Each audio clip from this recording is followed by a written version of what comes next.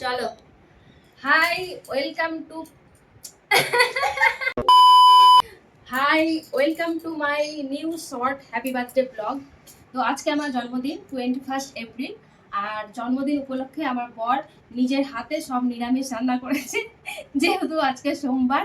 তো কি কি রান্না করেছে চলো তোমাদেরকে দেখাই একটু।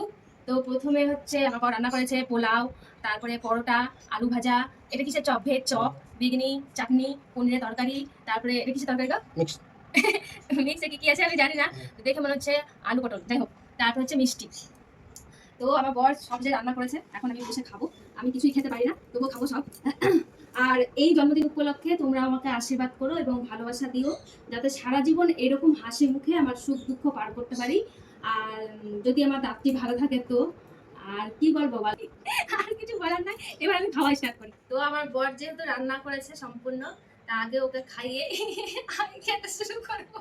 বাই চান্স যদি খারাপ হয় রান্না তো ওই খাবে সম্পূর্ণ। না কেমন আছে বলো।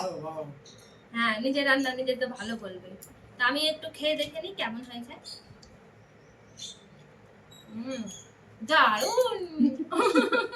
और अभी तो रुको, क्लाइमैक्स अभी बाकी। ঠান্ডা হয়ে গেলে হ্যাঁ একটু স্বামীর টাকা আমার কিছু হয়নি, সব অর্ডার দিয়ে খাবার নিয়ে আসছে। আমার জন্য সব অর্ডার দিয়ে খাবার নিয়ে আসছে। মালটাই তো অর্ডার দিয়ে বানানো। কিচ্ছু করে না। ঠিক আছে